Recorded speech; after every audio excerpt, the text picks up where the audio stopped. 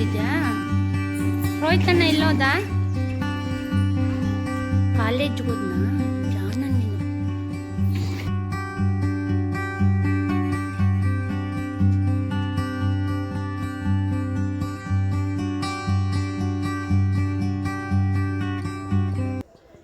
Hello, ನಮಸ್ಕಾರ, welcome back to my channel. ನಾನು ಶ್ವೇತಾ. ಸ್ನೇಹಿತರೆ, ಎಲ್ಲರೂ ಹೇಗಿದ್ದೀರಾ?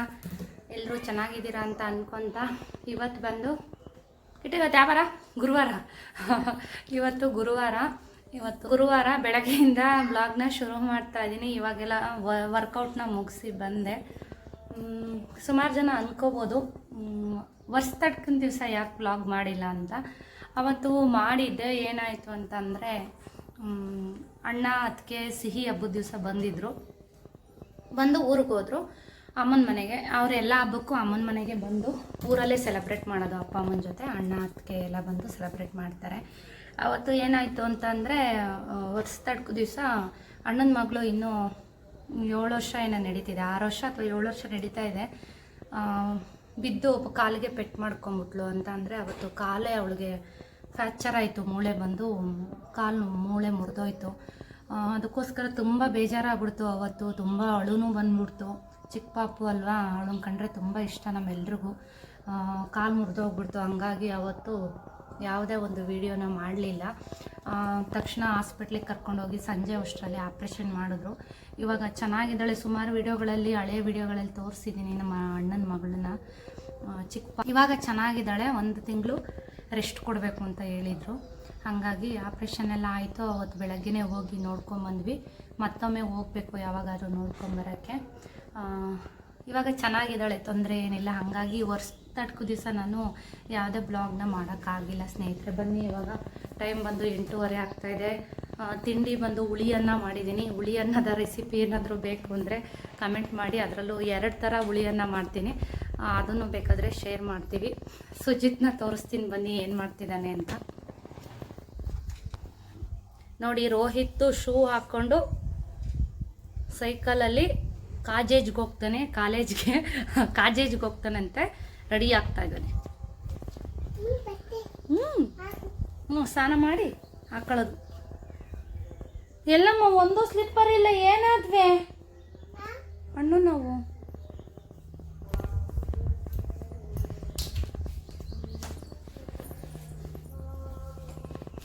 ನಮ್ಮ ಮನೆಯವ್ರಿಗೆ ಯಾಕೋ ಹಲ್ಲವಂತೆ, ಹಲ್ಲು ಬೇರೆ ಕೀಳಿಸ್ಬೇಕು. ಮಧ್ಯಾಹ್ನ ಹೋಗ್ಬೇಕು ಅಂದ್ಕೊಂಡಿದ್ದೀವಿ. ನೋಡೋಣ, ಡಾಕ್ಟ್ರು ಏನಾದ್ರು ಕಾಲ್ ಮಾಡಿ ಕೇಳ್ತೀವಿ. ಡಾಕ್ಟ್ರು ಏನಾದ್ರು ಸಿಕ್ಕಿದ್ರೆ ಕರ್ಕೊಂಡು ಹೋಗಿ ಬರೋಣ ಅಂತ ಅಂದ್ಕೊಂಡಿದ್ದೀನಿ.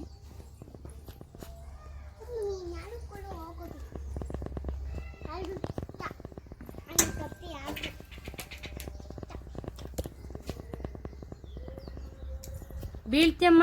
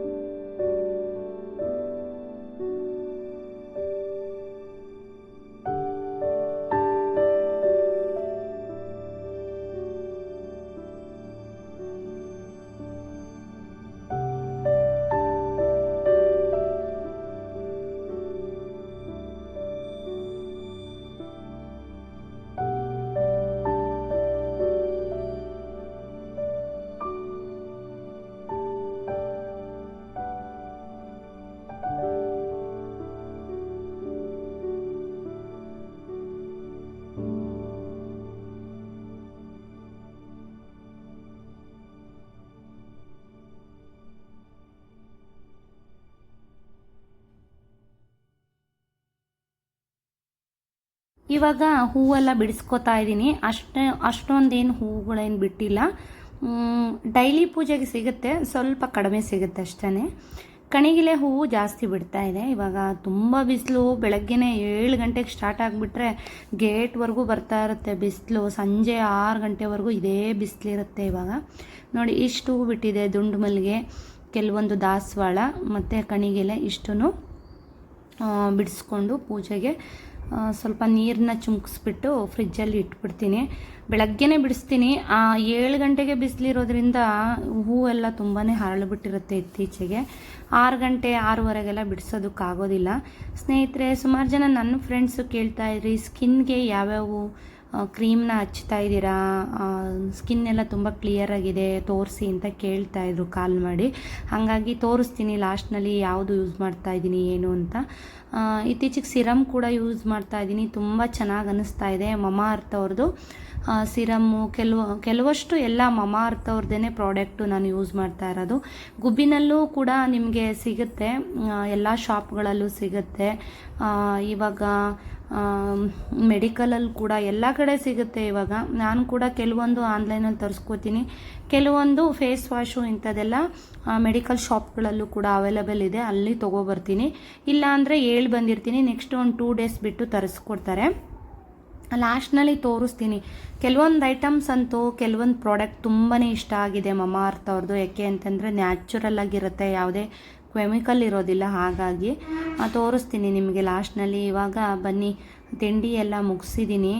ಹುಳಿಯನ್ನು ಮಾಡಿದ್ನಲ್ವಾ, ಮತ್ತು ಸಾಂಬಾರು ಕೂಡ ಟೊಮೊಟೊ ಸಾಂಬಾರು ಮಾಡಿದ್ದೀನಿ. ಇವಾಗ ಪಾತ್ರೆ ಎಲ್ಲ ತೊಳ್ಕೊತಾ ಇದ್ದೀನಿ. ವರ್ಕೌಟ್ ಎಲ್ಲ ಮುಗೀತು ಅಂತ ಹೇಳಿದೆ ಆವಾಗಲೇ. ಸ್ವಲ್ಪ ಸ್ಕಿಪ್ಪಿಂಗು, ಸ್ವಲ್ಪ ಎಕ್ಸಸೈಸು, ವೆಯ್ಟ್ ಲಾಸ್ ಮಾಡೋದಕ್ಕಲ್ಲ, ಎಲ್ತ್ ಕೂಡ ಚೆನ್ನಾಗಿರುತ್ತೆ. ಮತ್ತು ವೆಯ್ಟು ಈಗೇ ಮೇಂಟೈನ್ ಆಗಲಿ, ಇಷ್ಟರಲ್ಲೇ ಮೇಂಟೈನ್ ಆಗಲಿ ಅನ್ನೋ ಕಾರಣಕ್ಕೆ, ಎಲ್ತ್ಗೂ ಕೂಡ ಚೆನ್ನಾಗಿರುತ್ತೆ ಅನ್ನೋ ಕಾರಣಕ್ಕೆ ಮೇಂಟೈನ್ ಮಾಡ್ಕೋತಾ ಇದ್ದೀನಿ. ಈ ಥರ ಕೆಲವಷ್ಟು ಸಣ್ಣ ಪುಟ್ಟ ಎಕ್ಸಸೈಸ್ಗಳು, ಸ್ಕಿಪ್ಪಿಂಗು ಈ ಥರ ಮಾಡ್ಕೋತೀನಿ. ಮನೆ ಕೆಲಸ ತುಂಬ ಇದ್ದಾಗ ಅಷ್ಟೊಂದೇನು ಮಾಡೋದಕ್ಕೆ ಹೋಗೋದಿಲ್ಲ. ಸಾಮಾನ್ಯವಾಗಿ ಶುಕ್ರವಾರ ಸೋಮವಾರ ಬರೀ ಸ್ಕಿಪ್ಪಿಂಗು, ಸ್ಟೆಪ್ ಹತ್ತಿಳಿಯೋದು ಈ ಥರ ಇರುತ್ತಷ್ಟೇ. ಹೆವಿ ವರ್ಕೌಟ್ಗಳು ಮಾಡೋದಿಲ್ಲ. ಅದೆಲ್ಲ ಮುಗಿಸ್ಕೊಂಡು ಇವಾಗ ಸ್ವಲ್ಪನೇ ಪಾತ್ರೆ ಇತ್ತು, ಅದನ್ನು ತೊಳೆದಿಡ್ತಾ ಇದ್ದೀನಿ. ಇವತ್ತು ಡಿಶ್ ವಾಷರ್ಗೇನು ಹಾಕ್ತಾ ಇಲ್ಲ. ಸ್ವಲ್ಪ ಪಾತ್ರೆ ಇದ್ದರೆ ಡಿಶ್ ವಾಷರ್ಗೇನು ಹಾಕೋದಿಲ್ಲ. ಕೆಲವೊಂದು ಸಲ ಇದೇನು ಹಾಲು ಪಾತ್ರೆಗಳು ಮತ್ತು ಇದೇನಂತಾರೆ ಮಿಕ್ಸಿ ಜಾರ್ಗಳು ಇದೆಲ್ಲ ಹಾಕಲ್ಲ, ಡಿಶ್ ವಾಷರ್ಗೆ ಹಾಳಾಗುತ್ತೆ ಅಂತ. ನೋಡಿ, ಬೆಳಗ್ಗೆಯಿಂದ ಡಿಟಾಕ್ಸ್ ಡ್ರಿಂಕ್ಸ್ನ ಕಾಯಿಸಿಟ್ಟಿದ್ದೀನಿ. ಕುಡಿಯೋದನ್ನೇ ಮರ್ತುಬಿಟ್ಟಿದ್ದೀನಿ. ಯಾಕೆಂದರೆ ಎದ್ದಿದ ತಕ್ಷಣ ಇವತ್ತು ಒಂದು 2 ಗ್ಲಾಸ್ ನೀರು ಕುಡಿದ್ಬಿಟ್ಟಿದ್ದೀನಿ. ಕೆಲಸದ ತಿಂಡಿ ಮಾಡೋ ಬ್ಯುಸಿನಲ್ಲಿ ಮರ್ತುಬಿಟ್ಟಿದ್ದೆ. ಹಾಗಾಗಿ ಸ್ತಬ್ಧ ಬೀಜನ ರಾತ್ರಿನೇ ನೆನೆಸಿಟ್ಟಿರ್ತೀನಿ. ರೆಗ್ಯುಲರ್ ವ್ಯೂವರ್ಸ್ ಆದರೆ ಗೊತ್ತಿರುತ್ತೆ. ಅದನ್ನು ಮಿಕ್ಸ್ ಮಾಡಿ, ತುಂಬ ಬಿಸಿಲಿರೋದ್ರಿಂದ ನಿಮ್ಮ ಬಾಡಿಗೆ ತುಂಬಾ ತಂಪಾಗುತ್ತೆ, ತುಂಬಾ ಚೆನ್ನಾಗಿರುತ್ತೆ, ಕೂಲಾಗಿರುತ್ತೆ. ಬೇಸಿಗೆಯಲ್ಲಿ ತುಂಬ ಒಳ್ಳೆಯದು. ಹಾಗಾಗಿ ಅದನ್ನು ಮಿಕ್ಸ್ ಮಾಡಿ ಕುಡಿದೆ. ತಿಂಡಿ ಇನ್ನೊಂದು ಸ್ವಲ್ಪ ಹೊತ್ತು ಬಿಟ್ಟು ನಾನು ತೊಗೋತೀನಿ. ಆಲ್ರೆಡಿ ನಿಮಗೆ ಇದು ಏನು ಫ್ರೂಟ್ ಬ್ಯಾಸ್ಕೆಟ್ನ ನಿಮಗೆ ಲಿಂಕ್ನ ಶೇರ್ ಮಾಡಿದ್ದೀನಿ. ತುಂಬ ಯೂಸ್ ಆಗಿದೆ ನನಗಂತೂ. ಬೇಕಿದ್ರೆ ನೀವು ಕೂಡ ತೊಗೋಬೋದು. ಸ್ನೇಹಿತರೆ, ಇವಾಗ ಸುಜಿತ್ಗೆ ನಮ್ಮನೆಯವರು ತಿಂಡಿ ತಿನ್ನಿಸ್ತಾ ಇದ್ದಾರೆ. ಬೆಳಗ್ಗೆ ಹೊತ್ತು ನಮ್ಮ ಮನೆಯವರೇ ತಿನ್ನಿಸೋದು. ಯಾಕೆ ಅಂದರೆ ನನಗೆ ಕೆಲಸಗಳು ಜಾಸ್ತಿ ಇರುತ್ತೆ. ಅವನು ಅವ್ರ ಪಪ್ಪ ಜೊತೆನೇ ತಿಂದು ರೂಢಿ. ಹಾಗಾಗಿ ಬೆಳಗ್ಗೆ ಹೊತ್ತು ಅವ್ರು ತಿನ್ನಿಸ್ತಾರೆ, ಮಧ್ಯಾಹ್ನ ರಾತ್ರಿ ನಾನು ತಿನ್ನಿಸ್ತೀನಿ. ಇವಾಗ ಸ್ನೇಹಿತರೆ, ಒಬ್ಬರು ಸಿಸ್ಟರ್ ಕೇಳಿದರು, ಯಾವುದಾದ್ರೂ ಒಂದು ಹೇರ್ ಪ್ಯಾಕ್ ಇದ್ದರೆ ತೋರಿಸಿ ಸಿಸ್ಟರ್, ಬಾಣಂತಿ ಅಂತ ಹೇಳ್ತಾಯಿದ್ರು. ಪಾಪ ಅವ್ರಿಗೂ ಹೆಲ್ಪ್ ಆಗ್ಬೋದು ಅನ್ನೋ ಕಾರಣಕ್ಕೆ ಇದೊಂದು ಏರ್ ಪ್ಯಾಕ್ನ ತೋರಿಸ್ತಾ ಇದ್ದೀನಿ. ಇದು ತುಂಬ ಚೆನ್ನಾಗಿ ಹೆಲ್ಪ್ ಆಗುತ್ತೆ, ಮುಂದೆ ಹೇಳ್ತೀನಿ.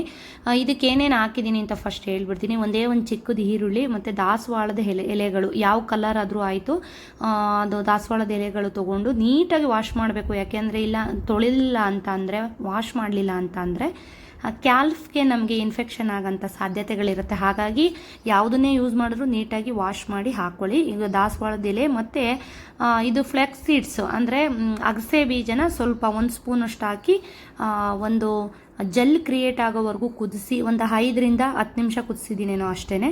ಅದನ್ನು ಕುದಿಸಿ ಸಂಪೂರ್ಣವಾಗಿ ತಣ್ಣಗಾದ ನಂತರ ಫುಲ್ಲು ಸೀಡ್ಸ್ ಸಮೇತ ಹಾಕ್ಕೋಬೇಕಾಗುತ್ತೆ. ಬೀಜದ ಸಮೇತ ಹಾಕ್ಕೊಂಡು ಜೆಲ್ಲು ಕೂಡ ಹಾಕ್ಕೊಂಡು ನೀಟಾಗಿ ಈ ಥರ ಗ್ರೈಂಡ್ ಮಾಡಿಕೊಂಡು ಅಪ್ಲೈ ಮಾಡ್ಕೋತಾ ಇದ್ದೀನಿ. ಅಂದರೆ 3 ಸಾಮಗ್ರಿಗಳು ಹಾಕಿರೋದು. ಯಾವುದ್ಯಾವುದು ಅಂದರೆ ಒಂದೇ ಒಂದು ಈರುಳ್ಳಿ, ದಾಸವಾಳದ ಎಲೆ ಮತ್ತು ಅಗಸೆ ಬೀಜನ ಕುದಿಸಿ ಜೆಲ್ ಸಮೇತ ಆ ಸೀಡ್ಸು ಕೂಡ ಹಾಕ್ಕೊಂಡಿದ್ದೀನಿ.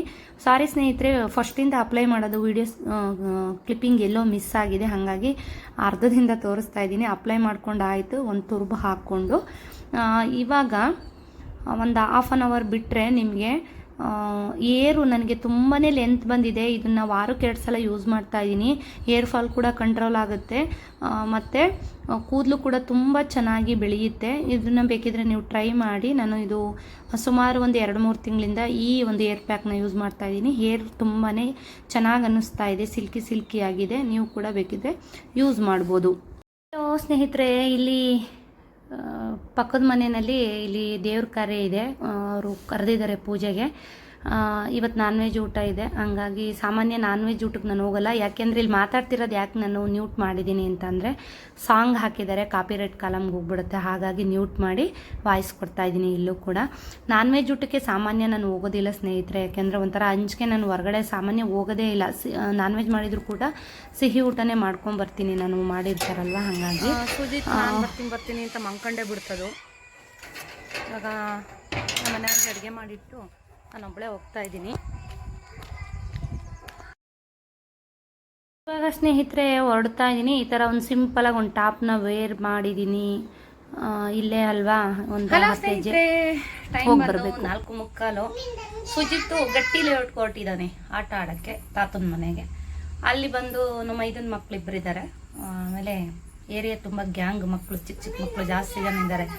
ಅಲ್ಲಿ ಆಟ ಆಡೋಕ್ಕೆ ಅಭ್ಯಾಸ ಆಗಿದ್ದಾನೆ. ಇಲ್ಲಿ ಯಾವ ಮಕ್ಕಳಿಲ್ವಲ್ಲ, ನೋಡಿ ಹೊರಟಿದ್ದಾನೆ. ಈಗ ಹೋಗಿ 6 ಗಂಟೆಗೆ ಬರ್ತಾರೆ. ಅಷ್ಟರಲ್ಲಿ ನಾನು ಚೂರು ವಾಕ್ ಮುಗಿಸ್ಕೊಂಡು ಬಂದ್ಬಿಡ್ತೀನಿ. ನೋಡಿ ಏನ್ಮ ಚಪ್ಪೆ ಆಗಲ್ವಾ, ಚಿಕ್ಕದಾಗ ಹಾಕ್ತೀನಿ, ಅಲ್ಲಿ ಕುಚ್ಚ ನೋಡಿ ಹಾಕ್ತೀನಿ. ದೊಡ್ಡದಾಗೈತಾ, ದೊಡ್ಡದ ಚಪ್ಪಿ ಆಗಲ್ವಾ? ಹೌದಾ? ಅಯ್ಯೋ ಬಿಸಿಲು ಎದಳ ಮೇಲೆ ಹಿಂಗೆ ಸ್ವೆಟ್ ಆಗ್ತಾ ಇದೀವಿ ಅಂದ್ರೆ ಬಿಸಿಲಿಗೆ ಸಿಕ್ಕಾಬಿಟ್ಟೆ. ನೋಡಿ ಹೇಳಿದ್ನಲ್ಲ ಮಧ್ಯಾಹ್ನ ಊಟಕ್ಕೆ ಹೋಗಿದ್ದೆ ಅಲ್ಲಿಗೆ ಅಂತ. ಊಟ ಮಾಡ್ಕೊಂಡು ಬಂದೆ. ತುಂಬ ಜನ ಏನಿರಲಿಲ್ಲ, ಹಂಗಾಗಿ ಊಟ ಮಾಡ್ಕೊಂಡು ಬಂದೆ, ನಾನ್ ವೆಜ್ ಊಟ. ಸುಜಿತ್ತು ಬೆಳಗ್ಗೆಯಿಂದ ನಾನು ಬರ್ತೀನಿ ಅಂತ ಹೇಳಿ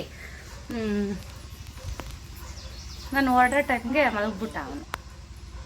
ಇನ್ನೇನು ಮಾಡೋದು, ಒಬ್ಳಿಗೆ ಅವ್ನು ಬಿಟ್ಟು ಹೋಗೋಕೆ ಬೇಜಾರಾಗ್ತಾಯಿತ್ತು, ಒಬ್ಳಿಗೆ ಹೋಗೋದಕ್ಕೆ. ಇನ್ನೇನು ಮಾಡೋದು ಅಂತ ಹೋಗ್ಬಿಟ್ಟು ಬಂದೆ. ಇವಾಗ ನೋಡಿ ಮನೆಯವರು ಹಲ್ಲು ನೋವು ಇವತ್ತು, ಸುಮ್ಮನಿರೋ, ಇವತ್ತು ಅಲ್ಲಿ ರಂಗನಾಥ್ ಡೆಂಟಿಸ್ಟ್ ಹತ್ರ ಹೋಗೋದು. ಡಾಕ್ಟ್ರು ಬಂದು ರಂಗನಾಥ್ ಅಂತ, ಅವ್ರಿಗೆ ಕಾಲ್ ಮಾಡಿದ್ವಿ. ಅವರು ಇಲ್ಲ ನಾಳೆ ಸಿಗ್ತೀನಿ, ಇವತ್ತು ಸ್ವಲ್ಪ ಹೆಲ್ತ್ ಸರಿ ಇಲ್ಲ, ನಾಳೆ ಬನ್ನಿ ಅಂತ ಅಂದರು. ಪಾಪ ಇವ್ರಿಗೆ ಪೇಯ್ನ್ ತಡ್ಕೊಳಕ್ಕೆ ಆಗ್ತಾಯಿಲ್ಲ. ಬೆಳಗ್ಗೆಯಿಂದ ಇಂಜೆಕ್ಷನು ಮತ್ತು ಟ್ಯಾಬ್ಲೆಟು ಎಲ್ಲ ತೊಗೊಂಡಿದ್ದಾರೆ. ಇನ್ನು ನಾಳೆ ಕರ್ಕೊಂಡು ಹೋಗೋಣ ಅಂದ್ಕೊಂಡು ಸುಮ್ಮನಾಗಿದ್ದೀನಿ. ಯಪ್ಪ ನನಗೂ ಅಷ್ಟೇ ಕೈ ನೋವು, 2 ಕೈಯೂ ಒಂದು ನೋಡಿ, ಫೋನ್ ಹಿಡ್ಕೊಳಕ್ಕೂ ಆಗಲ್ಲ ನನಗೆ. ನಾನೇನಾರ ನಮ್ಮ ಮನೇಲಿ ಮಲಗಿಬಿಟ್ಟೆ ಅಂದರೆ ನಮ್ಮ ಮನೆ ಕತೆ ಅಷ್ಟೇ. ಯಾರು ಮಾಡೋರು ಇರೋಲ್ಲ, ಏನೂ ಇಲ್ಲ, ಮಕ್ಳಿಗೂ ನೋಡ್ಕೊಳ್ಳೋರು ಇರೋಲ್ಲ. ಆದಷ್ಟು ಮಾಡ್ತಾರೆ ಪಾಪ. ಅವ್ರಿಗೂ ಯಾಕೋ ಅಲ್ಲೂ ನೋವು ಶುರುವಾಗ್ಬಿಟ್ಟಿದೆ, ದವಡೆ ಅಲ್ಲಾಡ್ತಿದೆ ಅಂತ ಅಂದರು. ಕೀಳಿಸ್ಬೇಕು, ನೋಡೋಣ, ನಾಳೆ ಕರ್ಕೊಂಡು ಹೋಗೋಣ. ಫೈನಲಿ ಸುಜಿತು ತಾತನ ಮನೆಗೆ ಹೊರಟಿದ್ದಾನೆ. ವಾರಕ್ಕೆ 2 ಸಾರಿ 3 ದಿವಸ 2 ದಿವಸ ಹೋಗ್ತಾನೆ. ನಮ್ಮ ಮಾವರು ಕೂಡ ಕರ್ಕೊಂಬ ಅಂತಿರ್ತಾರೆ. ನೋಡಿ ಹೀರೋ ಥರ ಹೊರಟಿದ್ದಾನೆ ಕನ್ನಡಕ ಹಾಕ್ಕೊಂಡು. ಮನೆಗೆ ಬಂದಿದ್ದ ತಕ್ಷಣ ಈ ಕನ್ನಡಕ ಮುರಿದು ಹಾಕಿ ಅಳ್ತಾ ಇದ್ದ, ಬೇರೆದು ಕುಡಿಸ್ಬೇಕು. ಇವಾಗ ಹೊರಟರು ನಮ್ಮ ಮನೆಯವ್ರು ಕರ್ಕೊಂಡು. 1 ಅವರು 1.5 ಅವರು ಆಟ ಆಡ್ಸ್ಕೊಂಬರ್ತಾರೆ. ನೋಡಿ ರಂಗೋಲಿ ಕೂಡ ಎಲ್ಲ ಕೆಡಿಸಿದ್ದಾನೆ, ಎಲ್ಲಿ ರಂಗೋಲಿ ಹಾಕಿದ್ರು ಕೂಡ ಬಿಡೋದಿಲ್ಲ ಅವನು. ಅದಕ್ಕೋಸ್ಕರ ದೇವ್ರ ಮನೆ ಬಾಗಿಲಲ್ಲಿ ಹೂವು ರಂಗೋಲಿ ಎಲ್ಲ ಇಡೋದು ಬಿಟ್ಬಿಟ್ಟಿದ್ದೀನಿ. ಕಣ್ಣಿಗೆ ಕಾಣಿಸ್ದಂಗೆ ಇಡಬೇಕು, ಹೇಗೆ ಇಡೋಕ್ಕಾಗುತ್ತೆ, ರಂಗೋಲಿ ಎಲ್ಲ ಕೆಡಿಸ್ತಾನೆ. ಹಾಗಾಗಿನೇ ನಾನು ಬಿಳಿ ನಾಮದಲ್ಲಿ ಬರೆಯೋದು ರಂಗೋಲಿನ. ಅದು ಕೂಡ ತುಂಬ ಶ್ರೇಷ್ಠ ಅಲ್ವಾ, ಹಾಗಾಗಿ ಅದರಲ್ಲೇ ಬರಿತೀನಿ. ಸ್ನೇಹಿತರೆ, ನಿಮಗೆ ಯಾವ್ಯಾವ ಫೇಸ್ ಕ್ರೀಮು ಸಿರಮ್ ಎಲ್ಲ ಉಪಯೋಗಿಸ್ತೀನಿ ಅಂತ ಹೇಳ್ತೀನಿ, ತೋರಿಸ್ತೀನಿ ಅಂತ ಹೇಳಿದ್ದೆ ಅಲ್ವಾ. ಬನ್ನಿ ಇವಾಗ ಹೇಳ್ತೀನಿ. ವಾಕ್ ಹೋಗಬೇಕು, ಹೊರಗಡೆದೊಂದು ಕಸ ಉಳಿಬೇಕು. ಇಷ್ಟೊಂದು ಬಿಸಿಲಿದೆ, ಈ ಕಸ ಗುಡ್ಸೋಕ್ಕೂ ಆಗಲ್ಲ, ವಾಕ್ ಹೋಗೋಕ್ಕೂ ಆಗಲ್ಲ. ಸ್ನೇಹಿತರೆ, ಇದು ಯಾವುದೋ ಪ್ರಮೋಷನ್ ವಿಡಿಯೋ ಅಲ್ಲ. ಆಮೇಲೆ ನಾನು ಯಾವತ್ತೂ ಇದುವರೆಗೂ ಯಾವುದು ಪ್ರಮೋಷನ್ ವಿಡಿಯೋ ಮಾಡೇ ಇಲ್ಲ ಸ್ನೇಹಿತರೆ. ಇದು ನಾನು ಓನಾಗಿ ಯಾವ್ದು ಯೂಸ್ ಮಾಡ್ತಾಯಿದ್ದೀನಿ ಅಂತ ತೋರಿಸ್ತಾ ಇದ್ದೀನಿ. ಇದು ಫೇಸ್ ವಾಶು ನಾನು ಉಪಯೋಗಿಸ್ತಿರೋ ಅಂಥದ್ದು. ಈಗ ಪ್ರೆಸೆಂಟಾಗಿ ನಾನು ಉಪಯೋಗಿಸ್ತಾ ಇರೋದು ಇದು ವೈಟಮಿನ್ ಸಿ ಫೇಸ್ ವಾಶ್ನ ಉಪಯೋಗಿಸ್ತಿದ್ದೀನಿ. ಮತ್ತು ಏರ್ ಸಿರಮ್ ಬಂದು ಆನಿಯನ್ ಏರ್ ಸಿರಮ್ನ ಉಪಯೋಗಿಸ್ತಾ ಇದ್ದೀನಿ ವಿತ್ ಆನಿಯನ್ ಬಯೋಟಿನ್ನು. ಇದನ್ನು ಕೂಡ ನಾನು ಗುಬ್ಬಿನಲ್ಲೇ ಪರ್ಚೇಸ್ ಮಾಡಿದ್ದು. ಎಲ್ಲ ಶಾಪ್ನಲ್ಲೂ ನಿಮಗೆ ಅವೈಲೇಬಲ್ ಇರುತ್ತೆ. ಇದು ಕೂಡ ಹೇರ್ಗೆ ತುಂಬಾ ಚೆನ್ನಾಗಿ ಅನ್ನಿಸ್ತಾ ಇದೆ. ಒಂದು ನಮಗೆ ಏನು ಹೇರ್ ಎಲ್ಲ ಸಿಕ್ಕಾಗಿರುತ್ತಲ್ವ, ಅದೆಲ್ಲ ನಮಗೆ ಬಿಡಿಸೋದಕ್ಕೆ ಈಸಿ ಆಗುತ್ತೆ. ಮತ್ತು ಇದು ಬಂದು ನಾನು ಫೇಸ್ ಸಿರಮ್, ಇದಂತೂ ತುಂಬ ಚೆನ್ನಾಗಿದೆ. ಮಮಾ ಅರ್ತ್ ಅವ್ರದ್ದು ತುಂಬ ಚೆನ್ನಾಗಿ ವರ್ಕ್ ಆಗ್ತಿದೆ. ಸ್ಕಿನ್ ಇಲಿಮಿನೇಟ್ ಫೇಸ್ ಸಿರಮ್ ಅಂತ ಇದು ತುಂಬಾ ಚೆನ್ನಾಗಿದೆ. ನೈಟ್ ನಾನು ಇದನ್ನು ಅಪ್ಲೈ ಮಾಡ್ತೀನಿ. ಚೆನ್ನಾಗಿದೆ ಇದು ಕೂಡ. ಇದು ಆನಿಯನ್ ಹೇರ್ ಸಿರಮ್. ಇದು ನಾನು ಡ್ರೈ ಹೇರ್ ಆದಾಗ ಮತ್ತು ಸ್ನಾನ ಮಾಡಿ ಬಂದ ತಕ್ಷಣ ಹೇರ್ಗೆ, ಅಂದರೆ ಡ್ರೈ ಆದಾಗ ಹೇರು ನಾನು ಇದನ್ನು ಅಪ್ಲೈ ಮಾಡ್ತೀನಿ. ಚೆನ್ನಾಗಿದೆ ಇದು. ಇತ್ತೀಚೆಗೆಲ್ಲ ಇದನ್ನೇ ಉಪಯೋಗಿಸ್ತಾ ಇದ್ದೀನಿ. ಇದು ಬಂದು ಆಲ್ರೆಡಿ ನಿಮಗೆ ತೋರಿಸಿದ್ದೀನಿ ಸುಮಾರು ವಿಡಿಯೋಗಳಲ್ಲಿ. Vitamin E daily glow face cream, ಇದು ಕೂಡ ತುಂಬಾ ಚೆನ್ನಾಗಿದೆ. ಮತ್ತು ಮಾಯ್ಶ್ಚರೈಸರ್ ಬಂದು ನಾನು ಯೂಸ್ ಮಾಡ್ತಾ ಇರೋದು vitamin C oil free face moisturizer ಕ್ರೀಮ್ನ ನಾನು ಉಪಯೋಗಿಸ್ತಾ ಇದ್ದೀನಿ. ಸ್ನೇಹಿತರೆ, ಸನ್ಸ್ಕ್ರೀನ್ ಲೋಷನು ಸುಮಾರು ಉಪಯೋಗಿಸಿ ನೋಡಿದೆ. ಎಲ್ಲ ಜಿಡ್ಡಿ ಸ್ಟಿಕ್ಕಿ ಈ ಥರ ಅನ್ನಿಸ್ತಾ ಇತ್ತು.